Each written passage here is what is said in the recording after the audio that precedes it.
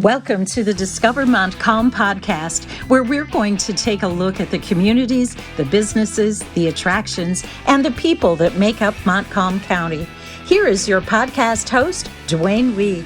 Hello, my name is Duane, and I'm the host of the Discover Montcalm podcast, and we are going to go back almost a century today and talk with Margaret Krebs from Howard City, and you were born in Trufant. You were born in Trufant. Thank you so much for coming in today. Thank you. You're welcome. And I'm here with Cheryl. She's the director of the Reynolds Township Library. She's also going to be a co-host today. And between the two of us, we're going to work with Margaret, and we're going to see what we can do to learn a little bit more about the history. Before I get into the history, can you kind of tell me who has inspired you the most in your life up to this point? Well, I'd have to say it's my mother. And why? Why was your mother? My mother taught school also, and both she and my dad were very much interested in education. And although we didn't have much money, we had a lot of knowledge behind us in our family. We had a family of nine children, and we lived on a farm. And we all had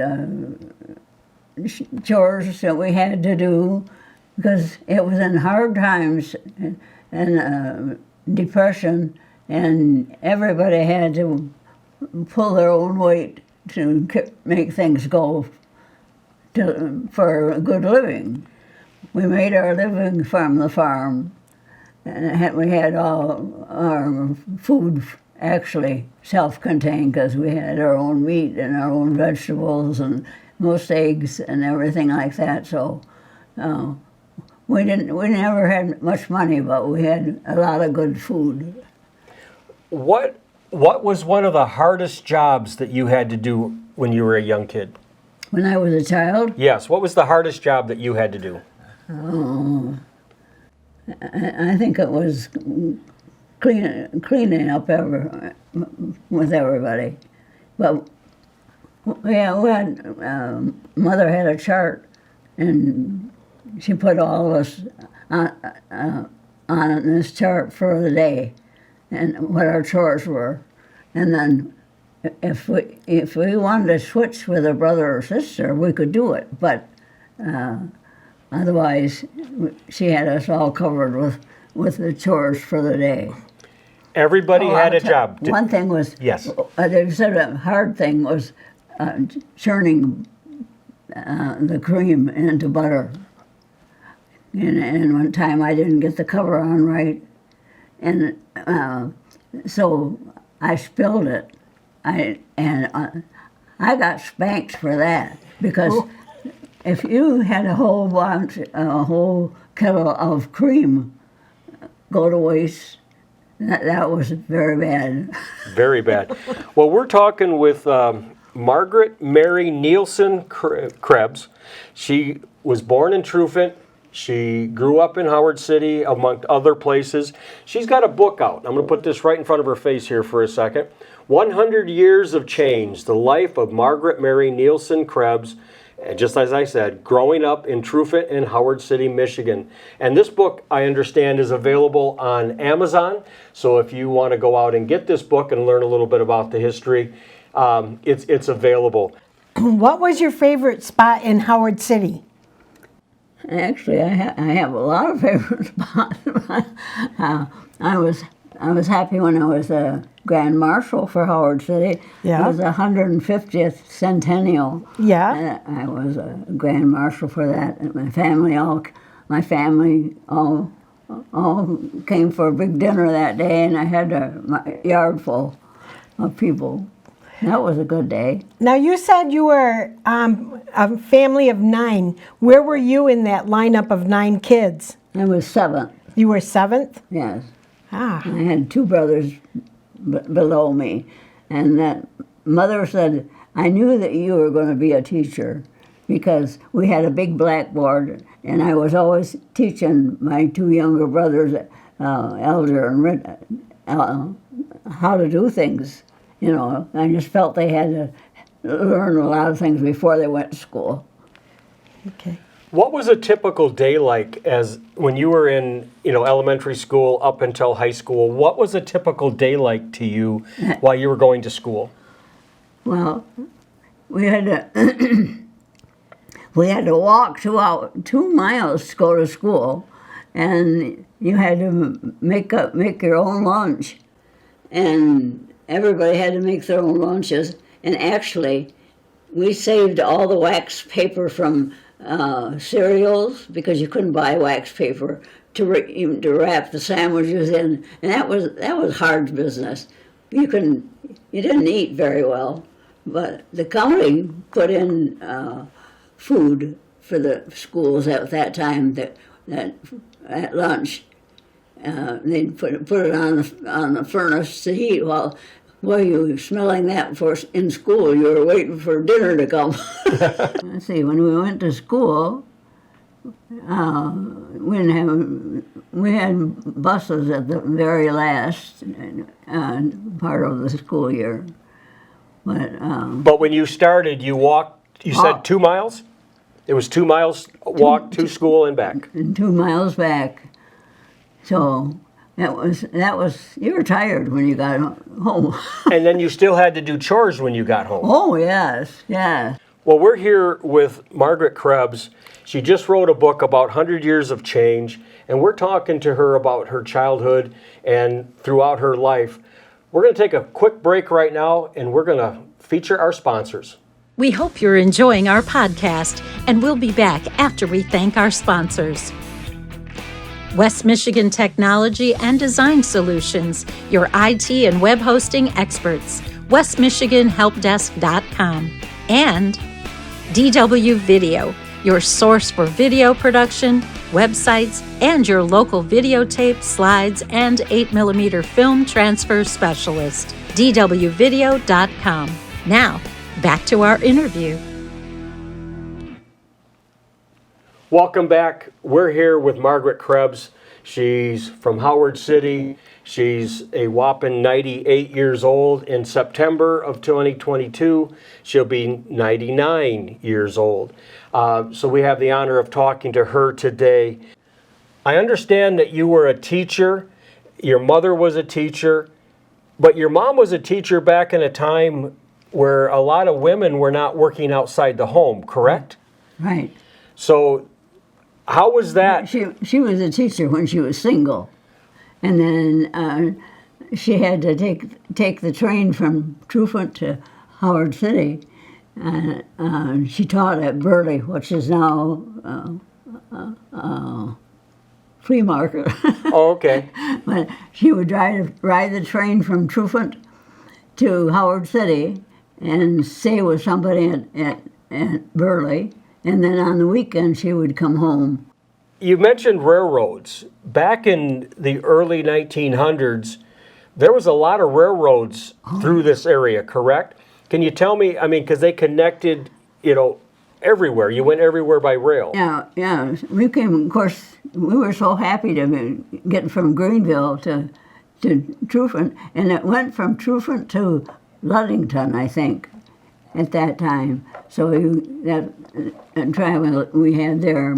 My dad, his business was with potatoes, and he used the railroad to ship potatoes to both Detroit and Chicago.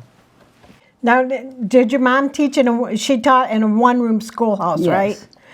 Did you go to a one-room schoolhouse as well? Did you go to a one-room schoolhouse?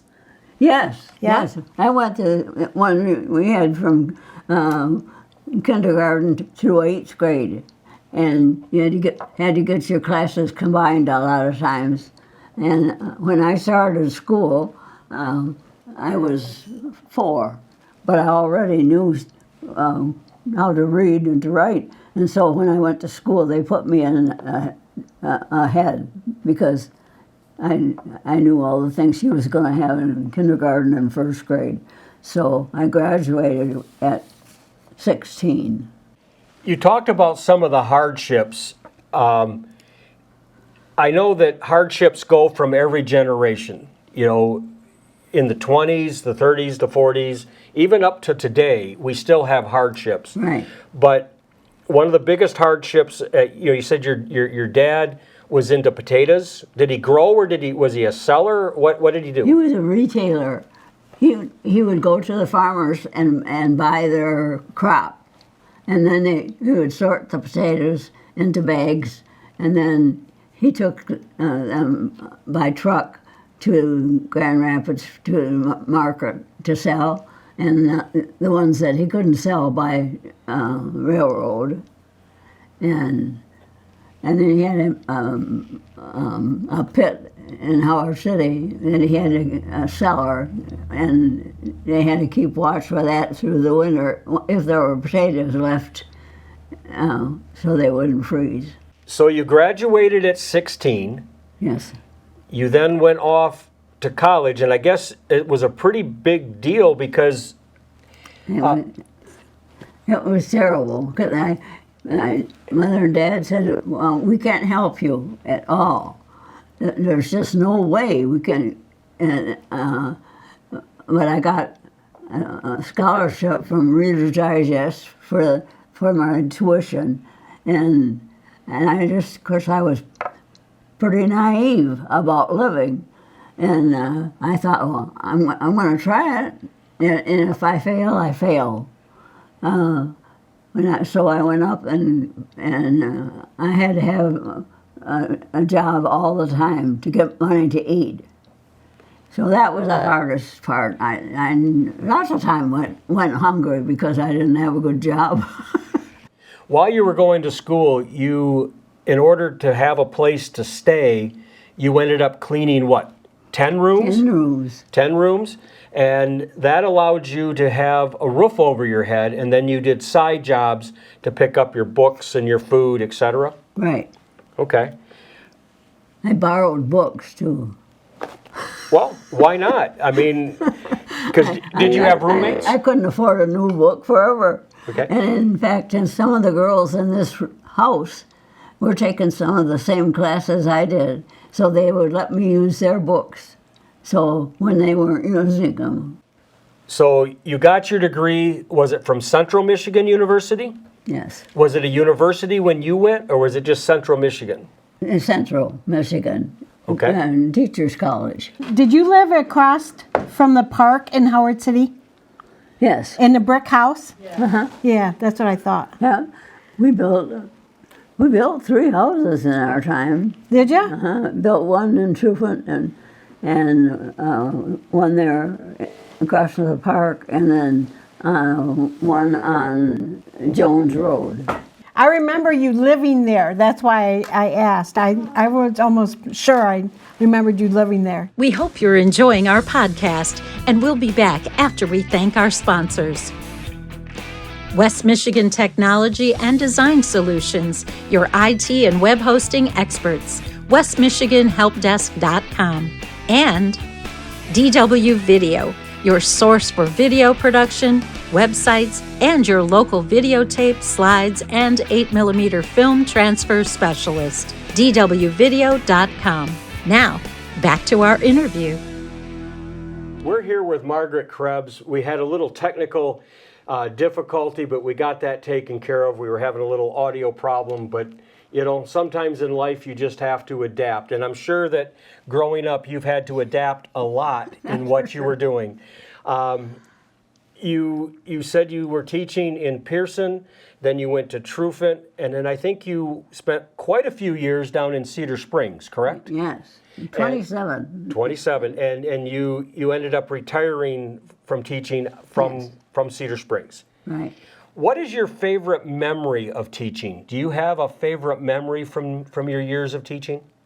A lot of memories are returning to me right now because I in fact, Sunday I read a notice where this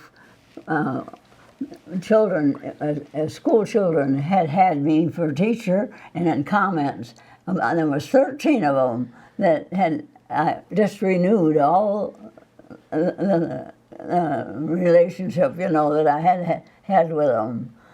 But I had a good time in Cedar because the people were really, all parents were always cooperative with you. It isn't like we're teaching today. I mean, today you have to do so much paperwork and things that, I have other nieces and nephews that are teaching, and they say, you got out at a good time. Because now you have to do so much paperwork that they don't have time to teach children. The children just seem to be like your own, and you just enjoyed every little bit that knowledge that you could see coming from them. I understand that you lived in a number of houses. Oh. Can you tell me a little bit about, did you move around a lot? My husband changed. The book is called Change because we had moved 17 times. Just as soon as we'd get one place fixed up, good enough to sit, then he'd say, oh, we got to sell this, and then he'd buy something else, and then or else take a different job. So he had that so many jobs that he knew that I was always teaching and could feed the children, Okay. Take care of them, which was a good thing, really, because he could just quit a job and take another one whenever he felt like it. So that He was an intelligent person, and he had a good personality. He could get along good with people with any job that he had, but he couldn't stay there. He had to try something different. I understand that you've had a lot to do with the church. Oh, yes. In the Howard City area. You helped build a church, a couple churches? The priest came up from the diocese and he said, I was told that you're the person that could tell me the most about any Catholics in Howard City. And I said, oh, there's not enough to have a church. And he said, but I'm sent here to have you help me do it. He said, will you help? And so I did help. I had the first meeting in my home of all the Catholics that I knew, which was 14. It starts with 14 and then it grew.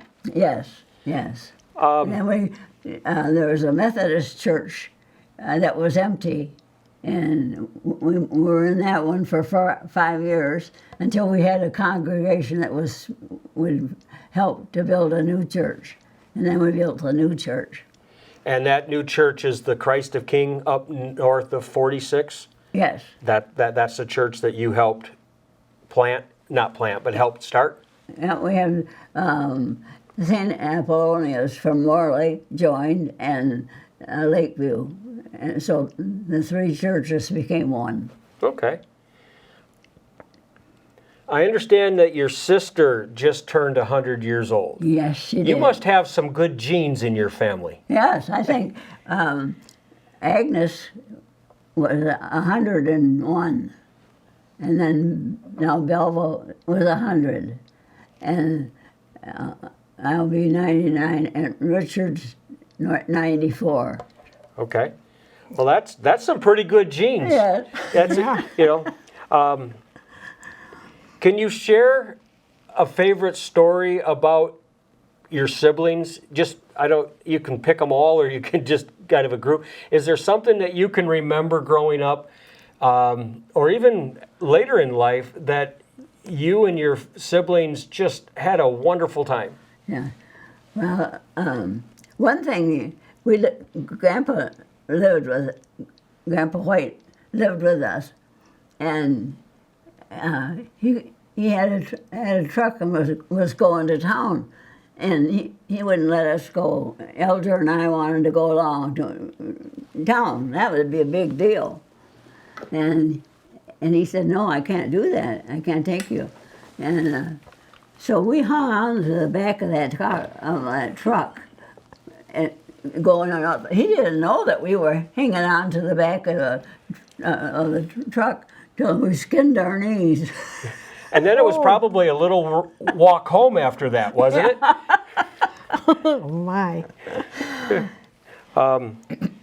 We're here with Margaret Krebs. She's telling us her story of growing up. She is 99, or she will be 99 in September. She wrote a book called 100 Years of Change. We're going to take a quick break here and acknowledge our sponsors. We hope you're enjoying our podcast, and we'll be back after we thank our sponsors. West Michigan Technology and Design Solutions, your IT and web hosting experts. westmichiganhelpdesk.com. And DW Video, your source for video production, websites, and your local videotape, slides, and 8mm film transfer specialist. dwvideo.com. Now, back to our interview. I understand we have a really nice story about you and your sister Belva on a birthday. And Noreen. And Noreen. And Noreen. And they said, well, we all like to golf. So we went up to this, up by Baldwin, I can't remember what it was, and they were having a tournament. And so we went up there and signed in for it and everything. We didn't get any directions. And we played the game of golf, and I came up to one hill, and I said to that gentleman that was on there, and I said, "You don't belong here." And he said, "What do you mean?" And I said, this is where we had to start. And he said, "Did you read your green sheet?" Well, we never got a green sheet. But when we got done, we could have had a lot better score. We had to say, because we won it. And when we got there, they'd had this club where all the residents in that lake had put this on every year, and you could see all the things they had to give you. You know, wow, we went home with all kinds of things. So you apples. So you ended up playing from the men's tee? Yes. So you guys were teeing off from the men's tee, and all the rest of the women were teeing off from the women's tee. Yes. And you still won. And we still won. And we kicked ourselves afterwards. A lot of times you could have thrown the ball out in places, if, you know. But that's a great memory. That's an excellent memory. I understand that you also traveled a lot. Yes, after I retired. There was 8 of us, 8 women teachers, and we would meet and decide where we were going to go, and each year for 10 years we went to all different countries. We traveled to Ireland, to London, and to just Switzerland, and we'd meet and decide where we wanted to go, and then we'd come back and meet again and share pictures from all our places that we had. In your group of 8, were you all teachers together? Yes. Like at Cedar Springs? Mm-hmm. Yeah. It was all Cedar Springs teachers. I understand you wrote the book, you were in the hospital, and you took the book on as a project while you were in the hospital to write the book, you and your granddaughter Karen? Well, when I was in the hospital, I lost my mind. They gave me a shot of Ativan, and just for everybody to know, I don't ever take Ativan when you're 90 or above. They took care of me for 10 days, my whole family.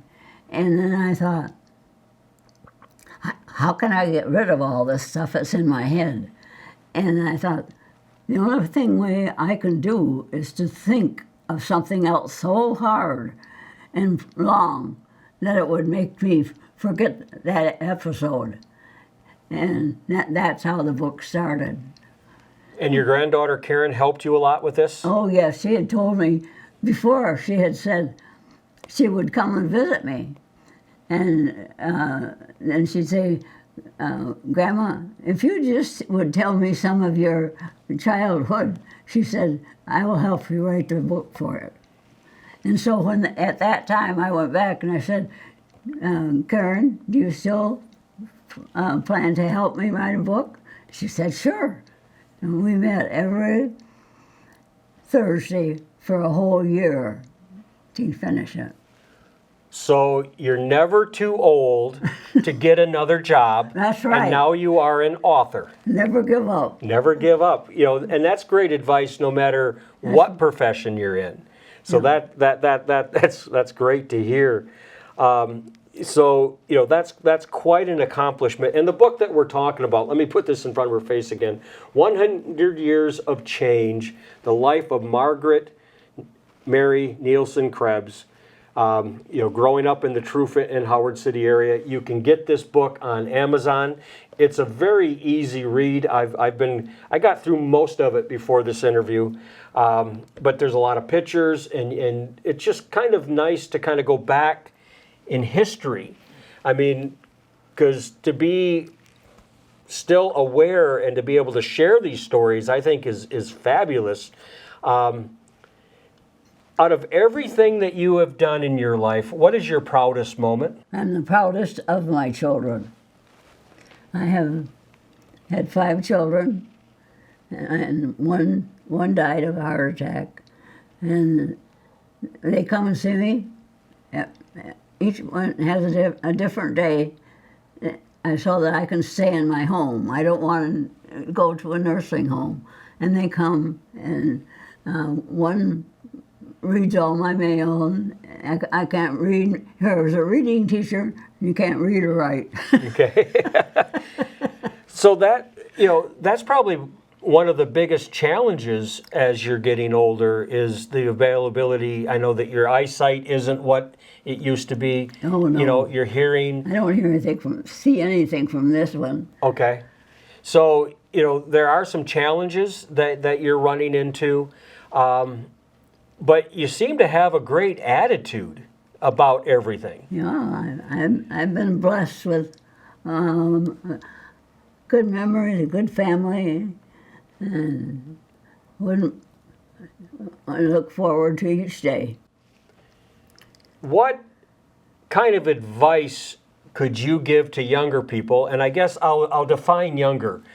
Anybody younger than you, okay? Which gives us a wide range. What kind of advice would you give people today? Well, always first think what is your talent. And even though maybe your parents, that wasn't the way with me, but other times some parents don't want their child to do this or do that, and just go with your own talent and work hard. Nothing comes easy in life anyway, and then you have that feeling of accomplishment to finish the job to the end of it. Don't get up in the middle. It's a testament of your life as well, because you've been through trials, you've been through highs and lows, and you're still here, and you're still sharing your gift, your memory. Cheryl, do you have anything that you'd like to add here? Your family comes to visit you all the time, but how else do you spend your days? I spend it with books from the library. Yeah. And it has been a godsend for me for 5 years. And to get the CDs, and then I get a tape from the primary school of the blind that they will send free to you in the mail. And as soon as you're done with one, the tape has 10 stories on it. So my day is consisting of the tape and the CDs and the Tigers, which I don't like now. we'll have to let them know that they need to do some work. They have work to do. They have work to do. You've seen a lot of history. You've seen a lot of history in Trufant, Howard City, the whole area. Technology, and technology is one of those things. I think it's a moving part, because back in the early 1900s, you were at the leading edge of technology. Today, in 2022, we're at the leading edge of technology. What do you like about technology that, as you were growing up, that you went, I'm glad? I just think what a gift it would be for my mother to see that you had a refrigerator, and you had running water, and you had, like she had the wash on an old scrub board, and think how easy all those things are for you. But you think that your life, because of the technology, has made your life so much easier. You can walk to your kitchen or your bathroom and turn a knob and you got water. Yeah. You don't have to go outside and pump it. Right. And indoor plumbing probably was a great thing. Having a bathroom inside was probably great technology. Oh, we didn't have a bathroom the 16 years I was on the farm. When we sold the farm, we lost the farm actually, and my grandpa had this house in Trufant, and so we moved in with. Grandpa lived with us all my life. He was a big part of my life. How much has changed in Howard City since you've first moved there?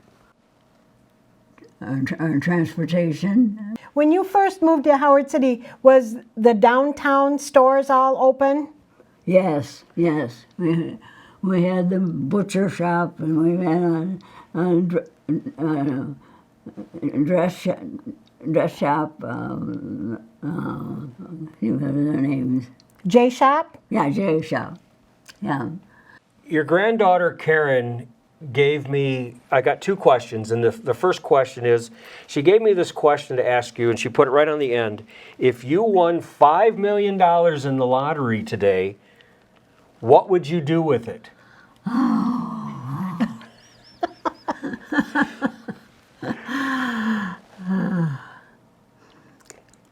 Well, my first thing would be for little children, to be sure that they were all well dressed and fed, didn't have to feel hungry. Okay. That always stays in my mind. When there were many days when I was hungry in college. I wasn't hungry at home, but I was at college. And feel secure, give them, and see that, get rid of homelessness in our area anyway. You can't do it for all cities. Growing up more in the Panhandle area of Montcalm County, did you venture out to other parts of Montcalm County when you were growing up? Oh, yeah. Can you tell me a little bit about that? Going to other parts of Montcalm County? Yeah. Oh, yeah. We went to, well, we couldn't go too far because we didn't have automobiles and things for 6 and 10 miles away, As you were older and you were growing up and you were raising your kids here. We have the DBS Hall in Trufant, and still today, that was Danish Brotherhood Society, and then of course my dad was with that, and that building has served for weddings and for anniversaries, for parties, and it's been a part of our life. We had dances, and dancing at that time was very popular because that was something that didn't cost much. You had a makeshift band for the music, and everything. But the whole community came together on a Friday or Saturday night Yeah. to get together, be social. They would dance. Yes, yeah, they had the lunch always there too. And you'd probably look for boys. Yeah, that was a good place to have a date. Okay. Well, that and the free shows. Okay. I don't need a lot of detail. On that note, we're going to end this episode of Discover Montcalm.